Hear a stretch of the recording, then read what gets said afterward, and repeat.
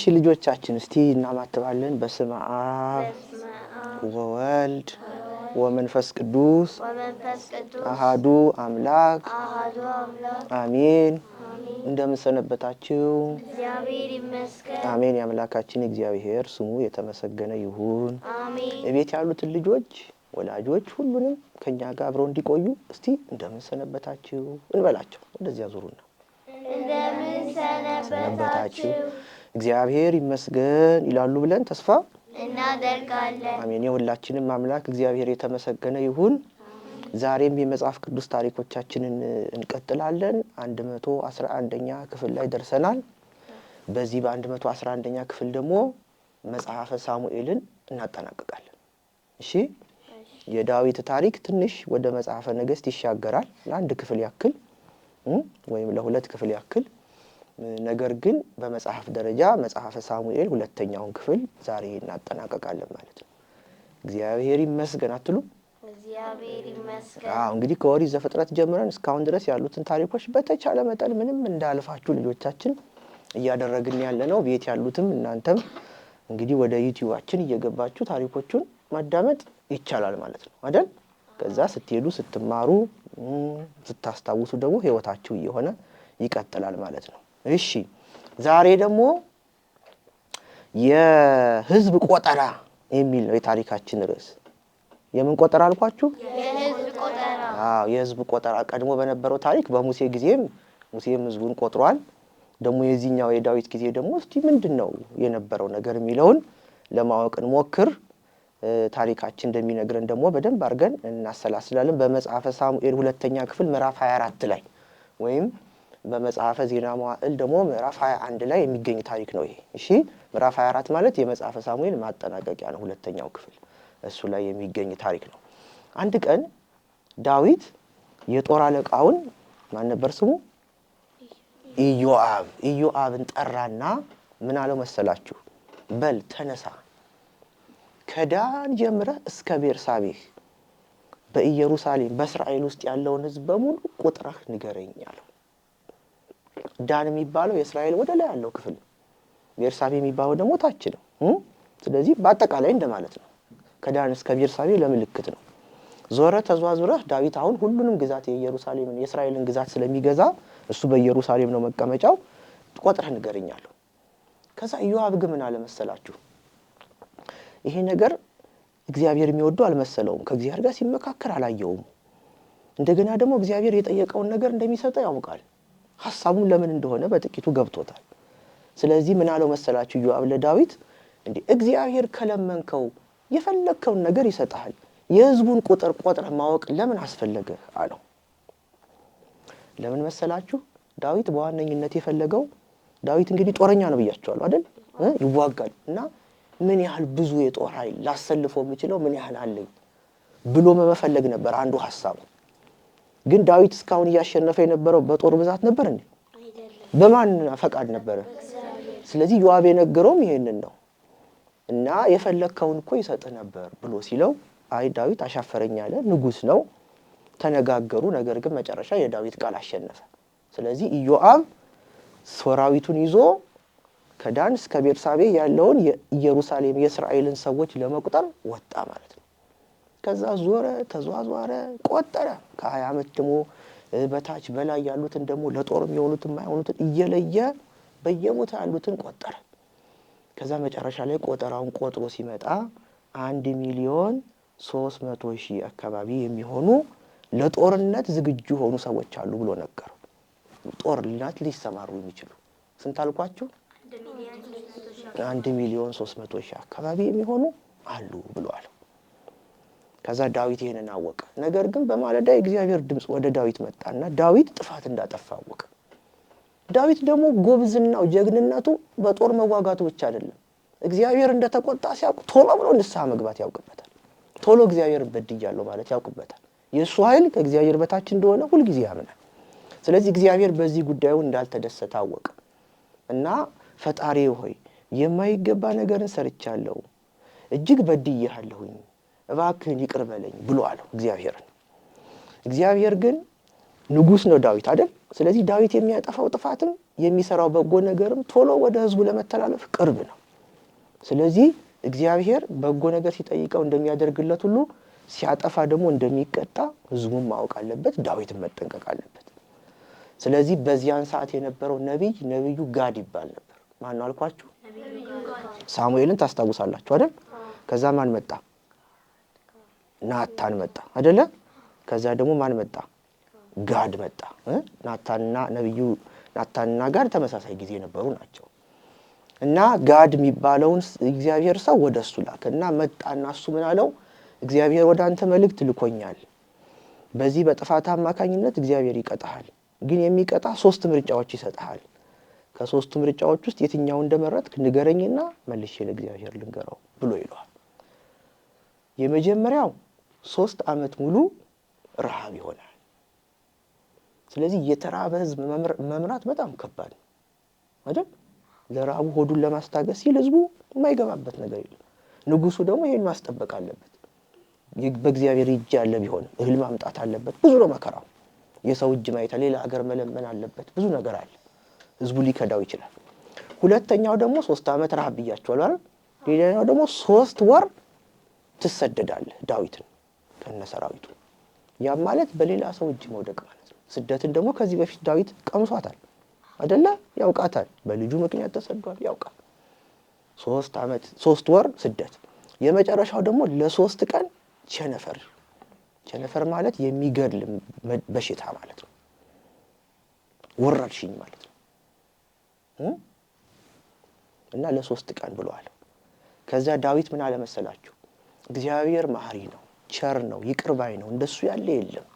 ስለዚህ በሰው እጅ ከመውደቅ ይልቅ በእግዚአብሔር እጅ መውደቅ ይሻላል።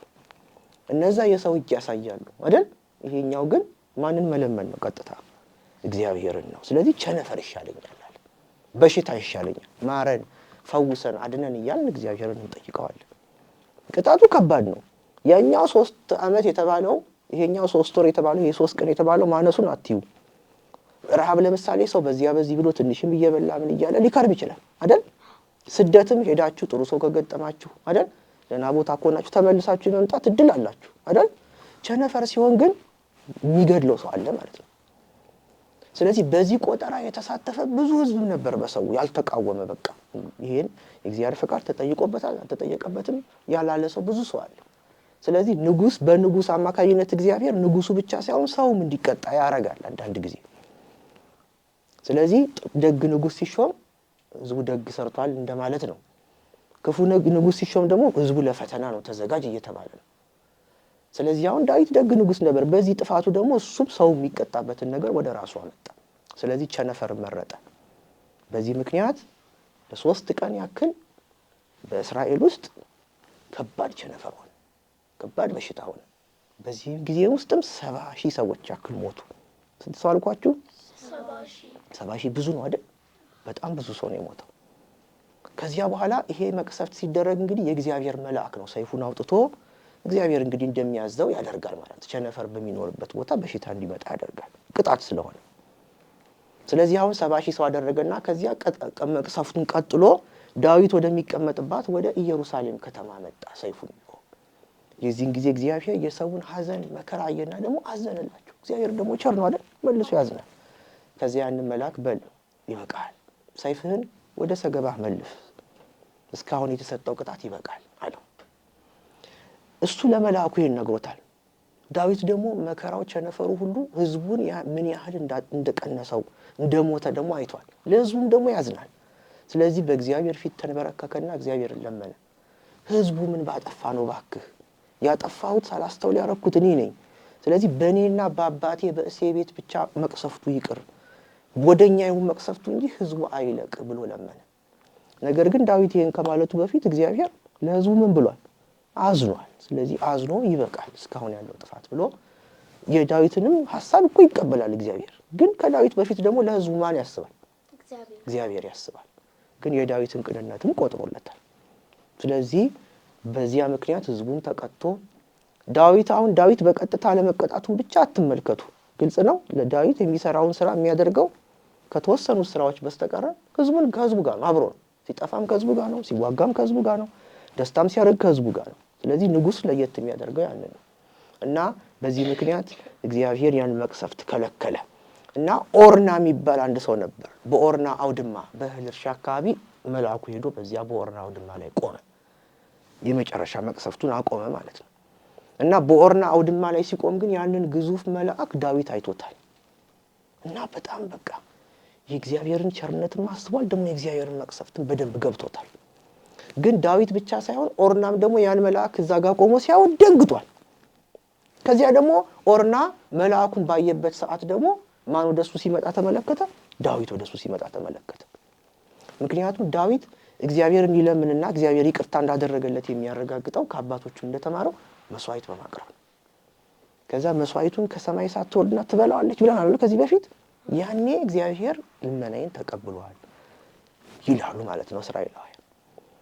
ስለዚህ በዚያን ሰዓት ዳዊት ለእግዚአብሔር መስዋዕት ማቅረብ ነበረበትና ለእግዚአብሔር መስዋዕት እንዲያቀርብ ነብዩ ጋድ ትእዛዝ ሰጠ በል እግዚአብሔር እንግዲህ ምህረት እንዲያደርግልህ ለእግዚአብሔር መሰዊያን ስራ እና በዚያ ቦታ ላይ መሰዊያን ከሰራ በኋላ መልአኩ በቆመበት ቦታ ላይ አቅርብ ለእግዚአብሔር መስዋዕት አለው ከዛ እሱ ይሄን ሊናገር ነበር ወደ ኦርና ሄደው እና የኦርና አውድማ የእርሻ ቦታ እህል የሚከማችበት ቦታ ማለት ነው ያ የሚከማችበት ቦታ ጋር ሄደና ኦርና ሲመለከተው ንጉስ ሆይ ወደኔ ምን ልታረግ መጣህ አለው ይሄ መቅሰፍት ከሀገራችን ላይ እንዲጠፋ ለእግዚአብሔር መስዋዕት ለማቅረብ ባንተ ቦታ ላይ ፈልጋለሁ ብሎ አለው ከዚያ ኦርና ንጉስ ሆይ የፈለከውን አድርግ እንደውም ለመስዋዕት የሚሆን የሚፈለጥ እንጨት መስዋዕት የሚቀርቡ በሬዎች አሉ የፈቀድከውን አድርግ ንጉስ ሆይ አለው ኦርና ደግ ሰው ነበር ከዛ ዳዊት ግን ምን አለ በነፃ አይደለም አድርገው በዋጋ ነው እግዚአብሔር ምህረት የሚያደርግልኝ ስለዚህ ካንተ ቦታውን መግዛት ነው የምፈልገው አለ ከዛ ኦርናም እንግዲህ ካልከ ንጉስ ሆይ እግዚአብሔር ይስማ ጸሎትህን ብሎ አለው ከዚያ በኋላ ንጉስ ዳዊት ገንዘቡን አውጥቶ በ50 ሰቅል እንግዲህ መለኪያ ነው የዚያን ጊዜ የነበረ በ50 ሰቅል እናንተ እንዲገባችሁ ብር በሉት በ50 ብር ገዛው ማለት ነው ያን ቦታ ከዚያ በኋላ በዚያ ቦታ ላይ ዳዊት አስፈላጊውን ስርዓት አከናውኖ ለእግዚአብሔር መስዋዕት አቀረበ እዛ እግዚአብሔርም ያን መስዋዕት ተቀበለው እግዚአብሔር መስዋዕቱን ተቀበለ ማለት ያቸነፈር ከሀገራቸው ላይ ምን ሆነ ማለት ነው ጠፋ ቀረ ማለት ነው ስለዚህ እግዚአብሔር ጠፋ ብሏል እግዚአብሔር ከመላእኩ ጋር ሲያወራ ነው ታሪኩ የሚነግረን ከዳዊት ጋር ግን ከህዝቡ ጋር ግን ሲያወራ አልተመለከትንም ቀረ የሚለው መቅሰፍት ስለዚህ እግዚአብሔር መቅሰፍቱ መቅረቱን የተናገረው መስዋዕቱን በመቀበል ነበር ማለት ነው ስለዚህ መስዋዕቱን ተቀበለ ዳዊት ምን አደረገ ከዚህ በኋላ ታዲያ እቺ ቦታ እግዚአብሔር ምህረት ቸርነት ያደረገባት ስለሆነች እቺ ቦታ የእግዚአብሔር ቤት ናት የእግዚአብሔር ቤት ነው ይሄ ቦታ አለ ያ ማለት በዛን ሰዓት መስዋዕት ማቅረቢያ እንጂ ቤት የለም ስለዚህ ወደፊት ግን የማን ቤት ይሰራበታል የእግዚአብሔር ቤት ይሰራበታል ስለዚህ የእግዚአብሔር ቤት የሚሰራበት ቦታ ደግሞ የተቀደሰ የተለየ ስለሆነ ከዚያን ጊዜ ጀምሮ ዳዊት በተደጋጋሚ እየሄደ መስዋዕት የሚያቀርበው እዛች ቦታ ላይ ነበር ማለት ነው የኦርና አውድማ ላይ ከዛ እየሄደ መስዋዕት ያቀርባል በኋላ ግን እቺ እግዚአብሔር ቤት ናት አለና አንድ ቀን ለህዝቡ እንደውም ጮክ ብሎ ምን አለ መሰላችሁ ልጄ ሰለሞን አሁን ታናሽ ነው ወደፊት ግን ደግሞ ይሄን ቦታ ይረከባል የንግስናው ስለዚህ ወደፊት ይሄ ቦታ የተቀደሰ የተከበረ ሆኖ እንዲቀጥል የእግዚአብሔርን ቤት ሲሰራ የሚያስፈልጉትን ነገሮች አሟላለታለሁ እያለ ዳዊት ከዚያን ጊዜ ጀምሮ ለእግዚአብሔር ቤተ መቅደስ መስሪያ የሚሆን እንጨቱን ወርቁን ብሩን ከየአካባቢው መሰብሰብ ጀመረ እያሰበሰበ በዚያ ባውድማው ላይ ያከማችለታል እስቲ ከዚህ በፊት የነበረውን ታሪክ ካወቃችሁ ግረ መንገድ ሳልጨርስ አንድ ጥያቄ ልጠይቃችሁ እሱ ለምን ዕቃ ያከማቻል ለምን የእግዚአብሔርን ቤት አይሰራም ዳዊት እሺ ጮክ በይ እሺ በመጀመሪያ ዳዊት አሁን የጦር ሰው ነበር እናም የጦር ሰው ብዙ ደም ስለሚያፈስ የእግዚአብሔርን ቤት መስራት አይችልም ንጹህ ሰው ነው መስራት የሚችለው ስለዚህ አሁን ከዳዊት ቀጥሎ አቤሴሎም ነበር ግን አቤሴሎም በአመጹ ምክንያት ሞቷል ስለዚህ አሁን የቀረው ሰለሞን ነው ሰለሞን ደግሞ ወደፊት ሲያድግ ቤተ መቅደሱን ይሰራል ማለት ነው በጣም ጥሩ ስለዚህ አስቀድሞ በነበረው ታሪካችን ላይ የእግዚአብሔርን ቤት መስራት ፈልጎ ዳዊት እግዚአብሔር ከልክሎታል አንተ በእጅህ ንጹህ ደም አለ አይደለ አንድ እንኳን መስኪን ሰው አታስታውሱም ኦሪዮን የሚባል ሰው እንዳስገደለ አይደለ ስለዚህ ያ ብዙ ኃጢያት ሰርታል ይቅር ቢባልም በዚያ ላይ ደግሞ አንተ የጦርነት ሰው ነህ ስለዚህ ቤተ መቅደሴ እንዲሰራ የምፈልገው እንደዚህ አይነት ሰው አይደለም ነገር ግን ማን ይሰራዋል ብሎት ነበር ልጅህ ይሰራዋል ብሎት ነበር። ስለዚህ ምኞቱ ከውስጡ አልጠፋም። በልጄም ባገኘው እሰየው ብሎ አሁን ግን ማድረግ የሚችለው ቢያንስ ዕቃዎች መሰብሰብ ነበርና የእግዚአብሔር ፈቃድ መስራት ካልሆነ በመሰብሰቡ ግን አይከለክለኝም ብሎ እግዚአብሔርም አልከለከለውም። ቤት መስሪያውን ሰበሰበ። ቤት በኦርና አውድማ ላይ እንግዲህ ወደፊት ታሪክ ላይ እንመለከተዋለን። በኋላኛው ዘመን ሰሎሞን ቤተ መቅደሱን የሰራባት ቦታ ይህቺ ቦታ ነበረች ማለት ነው። ወደፊት እናየዋለን። እሺ እንዲህ ቀላል በአፍ የሚነገር ትንሽዬ ቤተ መቅደስ እንዳይመስላችሁ። በጣም ግዙፍ ትልቅ በብዙ ወርቅ ብር ያሸበረቀ እግዚአብሔር ማደሪያ ነው የተሰራው በሰሎሞን ጊዜ። ግን ቦታዋ መነሻዋ ታሪኳ ይህች ናት ማለት ነው። ገብቷችኋል? ግልጽ ነው? በጣም ጥሩ። እንግዲህ ቆጠራ ለማድረግ አሰበ። ቆጠራ ያደረገበት ነገር ግን እግዚአብሔርን ሳያማክር መጀመሪያ አይደል? ሁሉ ጊዜ ዳዊት እግዚአብሔርን እያማከረ ነው የሚያደርገው አይደል? እግዚአብሔርን ሳያማክር እንደገና ምኞቱ ደግሞ ብዙ ጦር አለኝ ብዙ ሰራዊት አለኝ ብሎ ለማስፈራራት ስለነበረ እነዚህ ነገሮች በእግዚአብሔር ዘንድ ተወዳጅ አልነበሩም። ተቀጣ። ከቅጣቱ ደግሞ እንዴት ብሎ በምህረት እግዚአብሔር እንደመለሰው በዛሬ ታሪካችን አይተናል ማለት ነው። የሰማነውን በልቦናችን ያሳድርብን። እሺ እስቲ ምን ተማራችሁ? ምን አወቃችሁ ከዛሬው ታሪክ? ታሪክ መድገም አይደለም ማለት ታውቃላችሁ። ጎበዝ። 1 2 3 4 5 6 7 በቁጥራችሁ። እኔ ከዚህ ታሪክ የተማርኩት እግዚአብሔርን ሳናስፈቅድ ምንም ነገር ማድረግ እንደሌለብን ይሄን የተማርኩበት ቦታ ዳዊት ሕዝቡን ለመቁጠር እግዚአብሔርን ሳያማክር ያደረገው በመሆኑ መቅሰፍት በመምጣቱ ነው። እንዲሁም የእግዚአብሔርን ምሕረት በዚህ ታሪክ ላይ እንመለከታለን። እግዚአብሔር ለዳዊት የቅጣት 3 ምርጫዎችን አቅርቦ ነበር። ይሄንንም ያደረገው ከምሕረቱ ብዛት ነው። እንዲሁም መቅሰፍቱ ከመጣ በኋላ መልአኩን እንዲያቆም አዞታል። ስለዚህ እግዚአብሔር ምንድነው ማለት ነው? መሐሪ ነው የሚለውን ተምሬያለሁ። ጎበዝ። ለኛ ምሕረት ያደርግልናል። እሺ እኔ ከዚህ ታሪክ የተማርኩት እግዚአብሔር ሁሌም ይሰማናል። ሁሌም እግዚአብሔር ይሰማናል። እኛ የምንለው ነገር ማይሆን ከሆነ ግን ይቀጣናል እና ሁሌም ለሱ ክብርና ምስጋና እንደሚገባው ከዚህ ታሪክ ተምሬያለሁ። የተማርኩበት ቦታ ደግሞ ዳዊት ስላቀረበ መስዋዕት እግዚአብሔር ሰምቶ ስለሰማው መቅሰፉ ስለቆመለት ይሄን ታሪክ ተምሬያለሁ። በጣም ጥሩ በጣም ጥሩ። እኔ ከዚህ ታሪክ የተማርኩት እግዚአብሔር መሐሪና ቸር አምላክ እንደሆነ። የተማርኩበት ቦታ ደግሞ ዳዊት የሕዝቡን ቆጠራ በማድረጉ እግዚአብሔር ተናዶ ቅጣት አቀረበ። ከዛም ቅጣቱም ደግሞ የከፋ ስለነበረ ሰዎቹ እያለቁ ስለመጡ እግዚአብሔር ምሕረት አደረገለት። ስለዚህ እግዚአብሔር መሐሪነት ተመረሻል እንደሱ አንቺም ጎበዝ። እሺ እኔ ከዚህ ታሪክ የተማርኩት ጥፋት ከሆነም ብዙ ጊዜ መሆኑን ሳይሆን ማየት ያለብን የጥፋቱን አይነት ማየት እንዳለብን። ስለዚህ ከባድ ነው ቀላል ነው የምንለው ሳይሆን ቅጣቱን ነው ማየት ያለብን። ይሄ በነገራችን ላይ ወላጆቻችሁ ሲቀጧችሁ እንደዛ ነው። ስለሚያዝኑላችሁ ስላልከበደ አይደለም። ግን ስትቀጡ ማለት እናት አባት አዝነውባችኋል ማለት ነው አይደል? እንጂ ለአንደኛው ቅጣት ትልቅ ለአንዱ ትንሽ ስለተደረገ አይደለም። እቀጣለሁ ካለ ከተዛዜ ከሕግ ይወጣል ማለት ነው። ስለዚህ የምትማሩት ይሄንን መሆን አለበት። እግዚአብሔርም ትልቁ አባታችን ነው እግዚአብሔር አይደል? እናታችንም ነው። ደግሞ እሱ እንዲያሳድጉን የሰጠን ደግሞ እናትና አባት አሉና ከዚያ ጋር ብታያይዙት ጥሩ ነው። እሺ እኔ ከዚህ ታሪክ የተማርኩት እግዚአብሔር ቸር እንደሆነም ቅጣቱም እንደሚያመጣ ይሄም የተማርኩበት ቦታ ዳዊት መጀመሪያ እግዚአብሔርን ሳያማክር ቆጠራ በማድረጉ ተቀጣ። ከዛው ቅጣቱም ወደ ቸርነት ስለተቀየረ እግዚአብሔር ቸርም ነው መዓትም አለው ኃያልም ነው። እሺ እኔ ከዚህ ታሪክ የተማርኩት በመጀመሪያ አንድ ነገር ማድረግ ስንፈልግ እግዚአብሔርን አማክረን ማድረግ እንዳለብን ነው። አሁን ከዛ የተማርኩበት ቦታ ደግሞ ዳዊት እግዚአብሔርን ሳያማክር ሕዝብ ቆጠራ አድርጎ ነበረ እና እኛ አሁን እንደዛ ብንታዘዝ መጀመሪያ ማገናዘብ አለብን። ልክ እንደ ኢዮአብ አሁን ይሄንን እግዚአብሔርን እንዴት ሳያማክር እንዴት አደርጋለሁኝ ብሎ ከንጉስ ጋር ተጠያይቆ ነበረ። ከዛም የንጉስ ሀሳብ አሸንፎ ነበረ እና በምናደርገው ነገር ሁሉ እግዚአብሔርን ማማከር እንዳለብን አለበለዛ መጥፎ ነገር እንደሚመጣ። ሌላ ደግሞ ሰዎች የተለያዩ ነገሮችን በሚያደርጉበት ጊዜ ለሌሎች ማሰብና ለሌሎች ማዘን አለባቸው። አሁን ንጉስ ዳዊት ለህዝቡ አስቧል። ራሱ ባጠፋው ጥፋት ምክንያት ህዝቡ ተቀጥቷል። እናም መጀመሪያ ለሌሎች ማሰብ አለበት እና ከሱ የተማርኩት ርህራሄ ነው። በጣም ጥሩ በጣም ጥሩ። እግዚአብሔር ሩህሩህ ነው።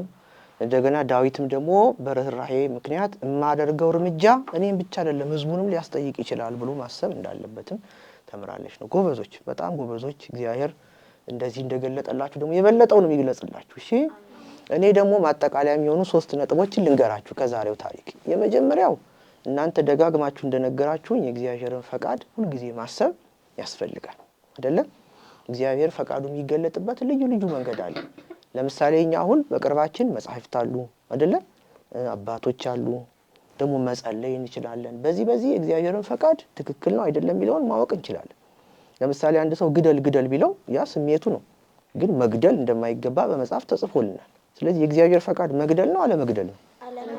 ስለዚህ እንደዚህ አይነቱን ፈቃድ በመጽሐፍ ማግኘት ይቻላል። ግልጽ ነው አይደል? ሌላ በህይወታችን ያለ ደግሞ በጸሎት አንዳንድ ጊዜ ከኛ ሲያርቅልን ወይ አንዳንድ ጊዜ እኛ ላይ ሆነች ትንሽ ቁንጥጫ እያመጣ ሲያስተምረን እግዚአብሔርን ፈቃድ ማወቅ ይቻላል። ስለዚህ ዳዊት ቀድሞ የነበረውን የእግዚአብሔር ፈቃድ ማወቅ የሚችልበት እድል እያለው ነገር ግን አሁን እግዚአብሔርንም ሳያማክር ዝም ብሎ በራሱ ስሜት ተነስቶ ባረገው ነገር መቅሰፍቱ ቅጣቱ ለሱም ለወገኖቹም እንደተረፈ እና እኛ ከዚህ ታሪክ ተምረን እግዚአብሔር ፈቃድ ውጪ ፈቀቅ እንዳንል ማሰብ አለብን። ግልጽ ነው። ሁለተኛው ነገር ደግሞ በእግዚአብሔር እጅ መውደቅ ይሻላል ሲል ሰምታችሁታል አይደል? ዳዊት አይደል? በሰው እጅ ከመውደቅ ይልቅ በማን እጅ መውደቅ ይሻላል? ረሃብ ምንኛ አስከፊ ነገር ነው። እምነ ረሃብ ይሄ ይስኩናት ይላሉ አባቶቻችን። ከረሃብ ይልቅ ጦርነት ይሻላል ይላሉ። ስታዩት ግን አሁን ጦርነት የሚሻል አይመስልም አይደል? ግን ረሃብ ከባድ ነገር ነው። ረሃብ መምጣቱ አይቀርም አንደኛ። ሁለተኛ ረሃብ ሲመጣ ያጨካክናል። ለጠላቴ ብቻ ሳይሆን እርስ በርስ አጠገብኝ ያለው የሚዋደደውም ሰው ይጨካከናል። ስለ ረሃቡ ማለት ነው ያ ሰው። ግልጽ ነው አይደለ? ስለዚህ ሊሞት ሲል ምግብ በማጣቱ ሲሆን ብዙ ተክፉ ነገሮችን ሊያስብ ይችላልና ረሃብ በጣም መጥፎ ነገር ነው። ረሃብ ደግሞ የሰው እጅ ያሳያል አይደል? ስጡኝ ማለት መለመን ይመጣል አይደል? ልክ እንደዛ ማለት ነው። ስደትም ሲሆን የዛን ያክል አስከፊ ነው። በማታውቁት ሀገር በሰው ሀገር ስትሄዱ እንደ ሀገራችሁ እንደ ቤተሰባችሁ አይመቻችሁም። እንደ ልብ መውጣት መግባት የፈለጉትን ማድረግ አይቻልም። ስለዚህ እነዚህ በሰው እጅ የሚያስወድቁ ናቸው እና ቸነፈርም ቢሆን ከባድ በሽታ ነው፣ ግን ከባድ ነገር ነው። ግን ደግሞ በእግዚአብሔርን በመለመን ረሃቡም ጦርነቱም ይቀራል። ቸነፈሩ ደግሞ ብቸኛ አማራጩ ማንን መለመን ብቻ ነው። አሁን ቅርብ ጊዜ አታስታውሱም? ኮቪድ የሚባል በሽታ መጥቶ አይደለ? የኮቪድ አሁን መድኃኒቱ ማንን መለመን ብቻ ነበር? እግዚአብሔርን። ጥበብ አለን የሚሉት የዓለም ሰዎች ሁሉ ከዚያ በሽታ ሰዎችን ሊያድኑ አልቻሉም። እንደውም በጣም ጥበበኛ ነን የሚሉት ብዙ ሰው ሞቶባቸዋል አይደለ? ስለዚህ እንዲህ አይነቱ ደግሞ ህመም ሲመጣ ወደ ማን ነው የሚጸልየው? ወደ እግዚአብሔር። እኛ ደግሞ ጸበል ሰጥቶናል፣ እምነት ሰጥቶናል፣ አባቶቻችን ይጸልዩናል፣ ዕጣኑን እናሸታለን። አሁን በዚህ መከራ ውስጥ ያለፈ ሰው ቢኖርም ግን እኛ ማሰብ ያለብን ደግሞ የዳነው የሞተውን በእግዚአብሔር ፈቃድ ነው። የዳነውን በማን ቸርነት ነው? በእግዚአብሔር ነው። ስለዚህ አሁን ይሄ እንደ ዳዊት ያለውን ታሪክ ስትመለከቱ ከእንደዚህ አይነት ቸነፈር የሚያድነን ማን ነው? ስለዚህ በማን እጅ መውደቅ ይሻላል? በእግዚአብሔር እጅ መውደቅ ይሻላል። አንተ ምን ስለሆንክ አለ? መሐሪ ይቅር ባይ ስለሆንክ እግዚአብሔር ነው። ስለዚህ የእግዚአብሔርን ምሕረት ቸርነት ሁሌ ማሰብ፣ በሱ እጅ መውደቅ እንደሚሻል ማሰብ ያስፈልጋል ማለት ነው። ሁልጊዜ ማረን ምሕረት አድርግልን ነው። ግን ቅጣት ከመጣም ደግሞ በአንተ እጅ ይሻላል። አንተ ስለምትምረን፣ አንተ አስተዋይ ነህ፣ አንተ ሁሉን በስርዓት ነው የምታደርገው፣ አታዳላም ብለን ስለምናስብ ይሄን ከዳዊት ታሪክ እንማራለን። የመጨረሻው የእግዚአብሔርን ቤት ለመስራት ምን ያህል ትጋት አይደል? ምን ያህል ጥረት እንደሚያስፈልግ በጎ ነገር ስላሰበ ዳዊት በቃ ሰሎሞን ይስራው ብሎ አልተወም። ግን እሱም ተሳታፊ እንዲሆን አሁን እናንተ አንድ ቤተክርስቲያን ሲሰራ አንድ ቤተ መቅደስ ሲገነባ በዚያ ውስጥ እስቲ እጃችሁን እንደው ባካችሁ ጣል አድርጉ የእግዚአብሔር ቤት ሊገነባ ነው ስትባሉ እነንትና ይሰሩታል እነንትና ይበቃሉ ምትሉ ከሆነ ከዳዊት ታሪክ መማር አለባችሁ ማለት ነው። እሱ የእግዚአብሔርን ቤት ለመስራት ምን አድርጓል? የሚችለውን። ሰሎሞንም እኮ የሱ መንግስት ነው የሚወርሰው። ልክ የሱ ያለው ብርና ወርቅ ይኖረዋል። ግን ዳዊት ተሳትፎ ለማድረግ እንጨት ሰብስቧል፣ ወርቅ ሰብስቧል፣ ብር ሰብስቧል። ለዳዊት የሚሆነው ለሰሎሞን የሚሆነው ነገር አመቻችቶለታል። ስለዚህ የእግዚአብሔርን ቤት ለመስራት መፋጠን እንዳለብን በዚያም ትልቅ በረከት እንደምናገኝበት ማሰብ አለባችሁ ማለት ነው። ይበቃናል። የሰማነውን በልቦናችን ያሳድርብን። ሰምተን ደግሞ ለሌሎች ተናግረን ደግሞ እንድናተርፍበት እግዚአብሔር ይርዳን። በሚቀጥለው ሳምንት እግዚአብሔር ቢፈቅድ የዳዊትን ታሪክ እንቀጥላለን። ግን እንጀምረው መጽሐፈ ነገሥት የሚባለው መጽሐፍ ይሆናል ማለት ነው። እሺ መጽሐፈ ነገሥት ቀዳማዊ ወይም አንደኛ ነገሥት የሚባለው መጽሐፍ እንመለከታለን፣ እንጀምራለን ማለት ነው። እሺ የምናወራው ታሪኩን ስለሆነ ታሪክ ትወዳላችሁ እናንተ አይደል? በዛ ውስጥ ግን የምትማሩትን ነገር ማሰላሰል ያስፈልጋል። ይቆየን። አሜን በሉ። ቤት ያሉትን ልጆች ሰላም ሁኑ፣ ሰላም ያገናኘን እንበላቸው። ከማለታችን በፊት ግን ሁልጊዜ እንደምላችሁ ጽኑ፣ በእምነታችሁ ጠንክሩ፣ በትምህርታችሁ ታዘዙ፣ ለእናት ለአባታችሁ ለታላላቆቻችሁ ደግሞ ተፋቀሩ። እርስ በርሳችሁ ተስፋ አላት በእናንተ ቅድስት ቤተ ክርስቲያናችሁ ኦርቶዶክሳዊት ተዋሕዶ ሃይማኖታችሁ ኢትዮጵያ ደግሞ ሀገራችን ሀገራችሁ። አሁን ሰላም ሁኑ፣ ሰላም ያገናኘን በሏቸው። ወደዚህ ሰላም ሁኑ፣ ሰላም ያገናኘን። አሜን። ሰላም ሁኑ፣ ሰላም ያገናኘን።